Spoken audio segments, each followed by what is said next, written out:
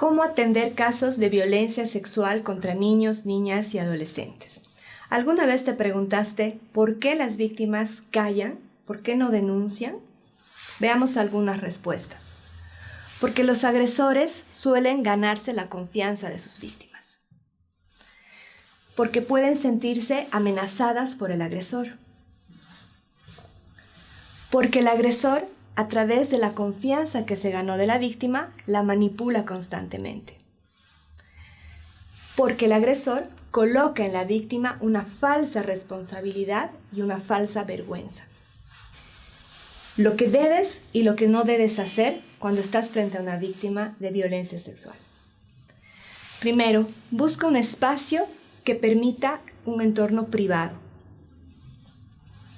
Garantiza la confidencialidad y el respeto de los derechos de esta niña. Durante la atención, muestra respeto y amabilidad. Ponte en su lugar. Evita emitir opiniones personales. No cuestiones su relato. No pongas en duda su relato. No culpabilices al niño o niña por lo que ha pasado. Y nunca enfrentes a la víctima con su agresor. Otro aspecto importante para una adecuada atención de casos de violencia sexual contra niños, niñas y adolescentes es realizar una adecuada tipificación. Vamos a ir viendo los 4 delitos más usuales. Violación. Artículo 308 del Código Penal. Para que se configure este delito deben concurrir los siguientes hechos. Debe existir acceso carnal. ¿Qué entendemos por acceso carnal? La penetración, ya sea de pene, dedo u otro objeto en cavidad anal o vaginal. A eso nos referimos cuando hablamos de acceso carnal. Debe existir ausencia de consentimiento. Ese es un elemento muy importante que caracteriza el delito de violación. Y debe existir también violencia física o intimidación. Es así como está en este momento configurada esta norma. Así está descrita en nuestro Código Penal y por lo tanto la investigación debe ir enfocada a recolectar elementos que demuestren la existencia de esos elementos. Es importante aclarar que cuando la víctima estuviera incapacitada para resistir por cualquier causa, no es necesario demostrar la violencia física o la intimidación. Violación de infante, niño, niña o adolescente. Artículo 308 bis. ¿En qué se diferencia este delito del anterior? Básicamente en que la víctima tiene menos de 14 años y en que no se requiere la existencia de violencia física o intimidación, justamente porque estamos frente a una víctima muy vulnerable, menor de 14 años, entonces no es necesario demostrar que ha habido ni violencia física ni intimidación, pero sí, para que se configure el delito de violación de infante, niño, niña, adolescente, que tiene como base el delito de violación, lo que debe existir es acceso carnal, ¿no? Eso sí debe ser demostrado. Cabe aclarar que quedan exentas de responsabilidad las relaciones consensuadas entre adolescentes mayores de 14 años, entre los que no exista diferencia de edad mayor de 3 años.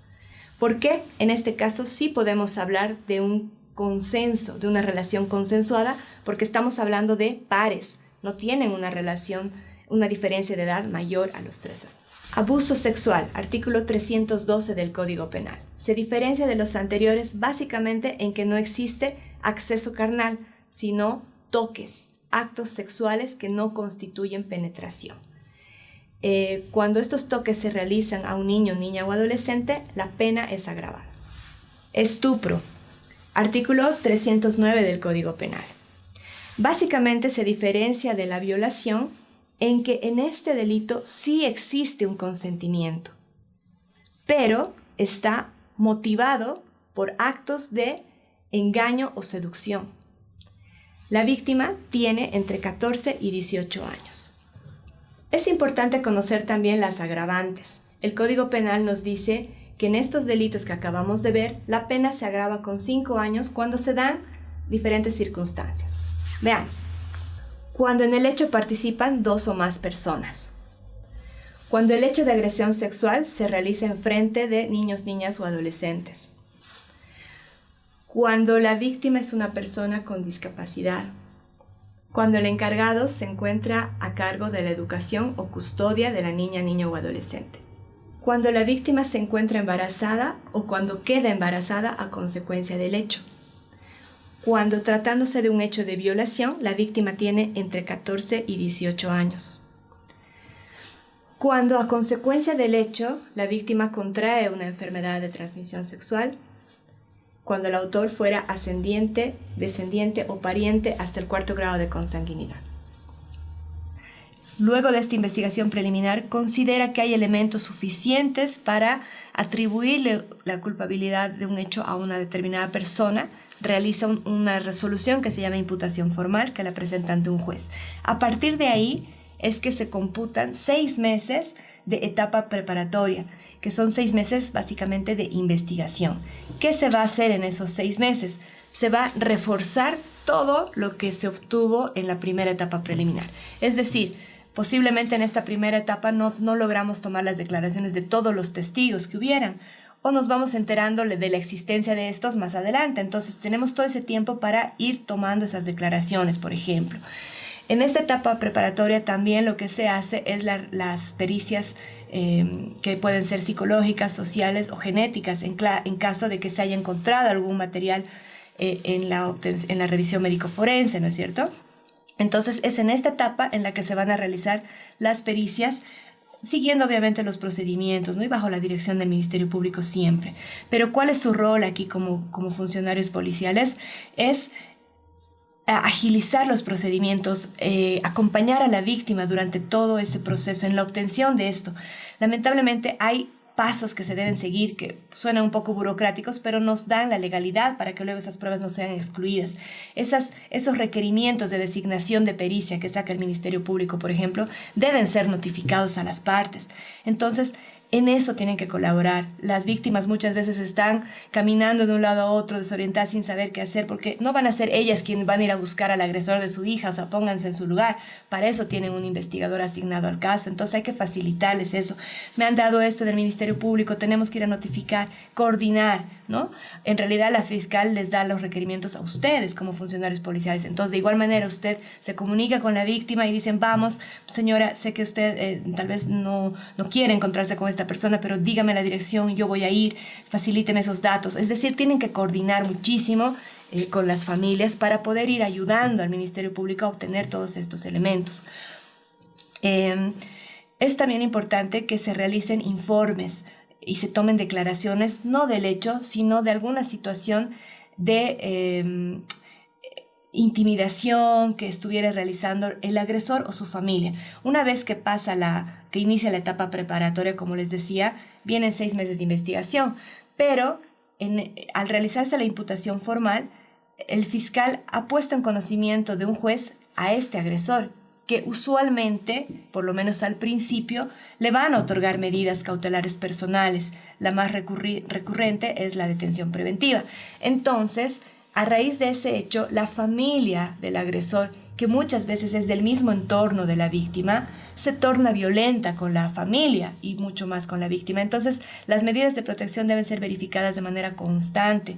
Y además, si la denunciante acude a ustedes y les dice, por ejemplo, me ha buscado la abogada del señor o me ha buscado la familia y me han dicho que arreglemos, que me quieren dar dinero, qué sé yo, todo eso ustedes lo tienen que plasmar en un informe, porque al Ministerio Público le va a servir para demostrar que están habiendo actos de obstaculización, y ese es un elemento que sirve para poder lograr que el sujeto se mantenga detenido preventivo por más tiempo y por ende la víctima más segura y protegida. Entonces, ese tipo de actuaciones también deben hacerse en esta etapa. También, en algunos casos, si amerita y no se ha hecho un registro del lugar del hecho en la etapa preliminar y simplemente se está yendo a constatar aspectos físicos, digamos, del inmueble, si la puerta tenía una chapa o no, si la luz era como describió la víctima o no, es decir, algunos hechos, dependiendo del caso, se puede realizar también la inspección al lugar del hecho, que no es una reconstrucción. En casos de violencia sexual contra niños, niñas y adolescentes, lógicamente no se hace una reconstrucción. También es importante realizar la declaración anticipada de la víctima. Esto a fin de no revictimizarla. Entonces, normalmente es en esta etapa en la que se convoca a la víctima a que preste una declaración ante el juez cautelar donde se va a plasmar un acta de esa declaración, y esa acta es la que se va a presentar cuando llegue el momento del juicio. ¿Por qué es importante esto? Porque mientras la víctima no pase por todas esas etapas en las que tiene que contarle a alguien lo que ha pasado, que además no solo es al fiscal, no solo es al juez, también es al perito, mínimamente en esas 3 situaciones declara una víctima, lamentablemente en estos tiempos. Entonces, mientras la niña no termine de hacer todo ese proceso, no va a poder concentrarse en su propia sanidad y en la terapia, ¿no? Por eso es importante que cuanto antes se obtenga esta declaración anticipada para que la niña como que ya intente cerrar ese capítulo de su vida y se concentre en reencauzar su proyecto de vida. Y por eso es importante que se realice esa declaración. Ustedes deben coadyuvar en todo lo que sea necesario también para obtener este elemento de prueba. Ya en la etapa de juicio, también es importante la labor de ustedes como funcionarios policiales. Muchas veces se cree que su labor es únicamente al principio, cuando toman la denuncia y hacen las primeras actuaciones. Evidentemente es muy importante lo que se hace en esa etapa preliminar. Sin embargo, también es importante que ustedes se mantengan conectados con la familia, con la víctima durante todo el proceso y mucho más en la etapa del juicio oral, que es donde van a ir ustedes a contarle a un tribunal que desconoce todo lo anterior, cómo ha sido que se han enterado de este caso. Eso de cómo se descubrió el hecho es muy importante, ese aspecto, porque muchas veces la familia del agresor pretenden hacer ver que todo esto ha sido una trama, un invento por algún tema de algún interés económico o de bienes en la familia y demás. Entonces dicen, la mamá de la víctima me está diciendo, me está calumniando, se está inventando, le están obligando a la niña que diga estas cosas. Pero si ustedes, al ir a testificar, le explican de manera directa al tribunal cómo ha sido que han tenido conocimiento del hecho, que muchas veces ni siquiera es directamente por los padres, fue a través de una profesora, digamos. Entonces, la teoría de la defensa pues se cae sola, porque no es que la mamá se ha inventado, se ha descubierto el hecho de otra forma. Por eso es muy importante que ustedes, funcionarios policiales, participen en los juicios orales, contándole al juez de manera directa lo que han vivido, los elementos que le han obtenido, cómo los han obtenido. Y de igual manera colaboren en la notificación de los mandamientos de comparendo a los testigos. Todos los testigos que prestaron declaración en la etapa preparatoria van a ser convocados al juicio oral, porque en el juicio oral deben hacerlo de manera directa, velando los principios del procedimiento penal, que es la oralidad, ¿no es cierto? No se pueden meter las actas por escrito. Entonces, muchas veces los testigos, como ha transcurrido mucho tiempo, ya no son tan fáciles de ubicar, y esa carga o esa tarea pasa a la víctima. Una vez más, a ella se le carga la responsabilidad de sacar adelante un juicio cuando tienen el apoyo de su investigador asignado al caso, que puede facilitar ese trabajo de búsqueda y notificación a los testigos para asegurar que ellos vayan al juicio oral y explicarles de igual manera que no tienen que temer, que su participación es importante para el esclarecimiento del hecho. En todo momento, tanto en la preliminar como en la preparatoria y en la del juicio oral, es importante que se verifiquen siempre el cumplimiento de las medidas de protección, y esa es una tarea que no la deben descuidar. Muchas veces también sucede que los agresores son declarados rebeldes, ¿no? Es decir, que no acuden a una citación realizada por el juez y por lo tanto el proceso no podría continuar sin la presencia física de esta persona. Entonces se lo declara rebelde y se expide un mandamiento de aprehensión que muchas veces se queda guardado en algún cajón. ¿Por qué? Porque no hay el funcionario policial que pueda coordinar con esa familia y ayudarle a ejecutar ese mandamiento de aprehensión. Porque en el momento que se lo recapture, el juicio o el procedimiento va a continuar desde la etapa en la que estaba. Pero a veces no pasa eso, se lo declara rebelde y la orden se queda guardada. Entonces ustedes tienen que ser también proactivos en ese sentido y coordinar constantemente con la familia y colaborar en ese aspecto. Ya pasando a la siguiente etapa, que es la etapa de los recursos, esta comprende, lógicamente, desde que se dicta la sentencia hasta que se logra la ejecutoria de la misma. Ustedes saben que una vez que se dicta un fallo, la parte que se siente perdedora tiene la posibilidad de plantear un recurso, se llama recurso de apelación restringida. En ese recurso, unos jueces de grado superior van a revisar ese fallo y si consideran que la sentencia fue correcta, la van a ratificar. De lo contrario, pueden incluso anular el juicio en algunos casos. Y luego queda una etapa más, que es la casación, que esto va en revisión a Sucre. Solamente cuando llega de Sucre una resolución que ya confirma una sentencia, por decir, de 20 años, recién se expide lo que es el mandamiento de condena. Y nuevamente las víctimas se ven en la necesidad de que alguien les colabore para ejecutar ese mandamiento de condena. ¿Y quién es la persona que debe colaborar en eso? El funcionario policial que ha sido asignado a este caso, ¿no es cierto? De igual manera, en esta etapa siguen siendo importantes la realización de informes de cumplimiento de las medidas de protección y también de declaraciones o informes respecto al tema de medidas cautelares. Si es que ha habido una situación de amedrentamiento, de obstaculización por parte de la familia del agresor hacia la víctima, es importante que ustedes tomen esa declaración y la hagan conocer a la autoridad pertinente. También es importante el rol policial durante la etapa de investigación para el tema de las medidas cautelares. ¿Qué son las medidas cautelares? Bueno, como su nombre lo indica, son medidas que se toman para precautelar el desarrollo del proceso y el cumplimiento de la ley. Y muchas veces esto no se puede alcanzar si no se cuenta, como les dije antes, con la presencia física del imputado. En un caso de agresión sexual, en casos de agresión sexual en los que las penas son altas, es fácilmente presumible que una persona, o sea, un autor, un agresor, no se va a quedar a esperar que lo condenen a 20 o 30 años. Casi siempre se escapan, ¿no? Entonces, para evitar eso es que se adoptan ciertas medidas cautelares de carácter personal que prevé la norma. Son varias. El arresto domiciliario, que se presente periódicamente ante el fiscal, que otorguen una fianza y demás. Y una de ellas es la detención preventiva. Pero para la procedencia de cualquiera de esas medidas cautelares, es importante que el Ministerio Público tenga elementos suficientes para demostrar lo que les decía, que hay un posible riesgo de fuga o un posible riesgo de obstaculización que nos impida llegar a una finalización con este proceso. Entonces, es muy importante que ustedes como funcionarios policiales, en esa etapa preliminar, que es la primera, se enfoquen no nada más a obtener elementos que apuntan a demostrar la existencia del hecho y la participación del imputado. También tienen que enfocarse en otros elementos que les sirven al Ministerio Público para poder decir sostener una solicitud de detención preventiva. Vamos a ver, de acuerdo a los artículos que tenemos en el Código de Procedimiento Penal, cuáles son estos. Es importante demostrar que esta persona no tiene o no cuenta con un domicilio o un trabajo o una familia constituida.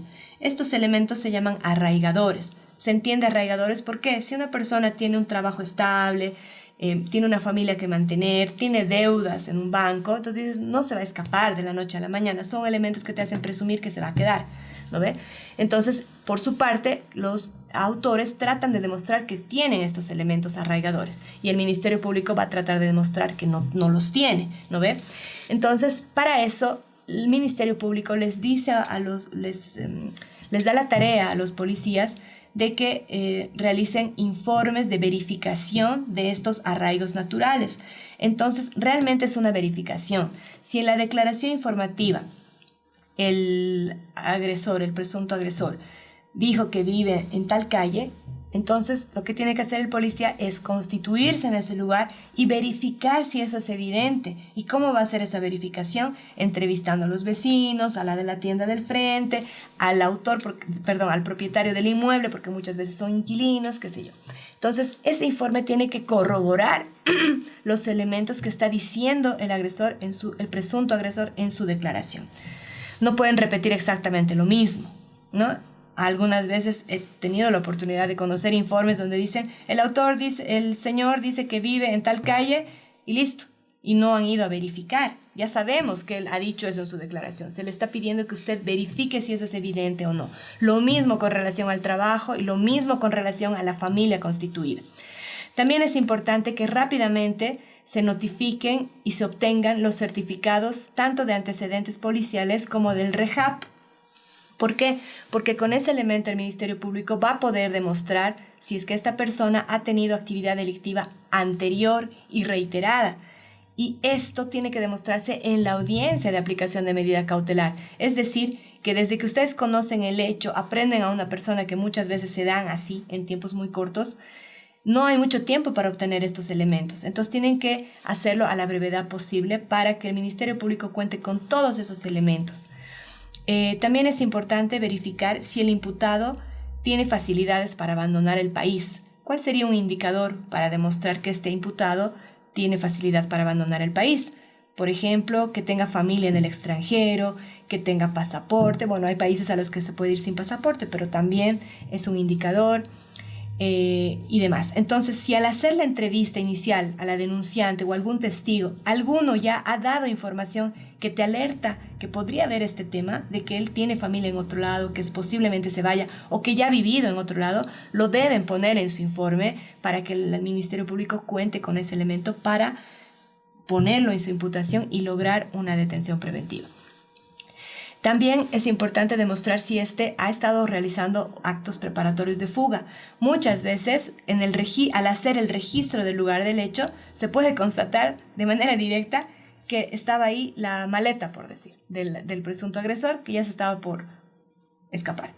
Entonces, qué importante que en ese informe se plasme eso. Se ha ido a verificar el lugar del hecho y se ha encontrado una maleta con las pertenencias del agresor. ¿Qué te está indicando eso? Que presuntamente se irá a escapar. Entonces, es un elemento que le va a servir al Ministerio Público para poder también lograr una detención preventiva. Es importante también hablar sobre el comportamiento que está teniendo el imputado durante ese proceso de las diligencias preliminares o en el momento de su aprehensión. Muchas veces el momento de la aprehensión se escapan o incluso a veces se escapan del carro policial y los vuelven a recapturar. Entonces es importante que en el informe el policía haga conocer también eso, que él ha tenido un comportamiento que nos demuestra que ha querido evadir la acción de la justicia. Es importante que lo coloquen. También se habla del peligro efectivo para la sociedad y el peligro efectivo para la víctima. En los casos de violencia de género, no solo en los de violencia sexual, es muy importante demostrar la existencia de este riesgo de peligro efectivo para la víctima sobre todo. Vamos a aclarar lo siguiente. El peligro efectivo para la sociedad lo va a demostrar con estos certificados de antecedentes que les mencioné anteriormente. Por eso es importante que los obtengan a tiempo. Pero para demostrar el peligro efectivo para la víctima, lo que debe demostrarse es que esta víctima se encuentra en situación de vulnerabilidad. ¿Y cómo vamos a demostrar o cómo vamos a saber si esta víctima se encuentra en situación de vulnerabilidad? Va a ser a través de información que vamos a obtener de la propia víctima o denunciante, que nos va a dar ciertas pautas que las vamos a ver también más adelante, ¿no? También es importante que coloquen en su informe si es que hubiera habido alguna situación en la que el presunto agresor haya intentado ocultar algún elemento de prueba, ¿no? Colocarlo en el informe. ¿Cómo se van a dar cuenta de eso? Como les decía, a través de la declaración de los testigos o incluso en el registro del lugar del hecho. Pueden ver que había botado a la basura, por ejemplo, un preservativo. Entonces ahí te estás dando cuenta que él ha intentado ocultar eso, pero se ha logrado obtener, pero ya demuestra el comportamiento del presunto autor. Y de igual manera es importante hacer constar en los informes si es que ha habido alguna situación posterior al hecho de amenaza o amedrentamiento. Muchas veces en el momento que se está ejecutando la orden de aprehensión es que vienen las amenazas por parte del entorno familiar. Entonces es importante hacer conocer eso para que la fiscal pueda asegurar la detención preventiva del imputado.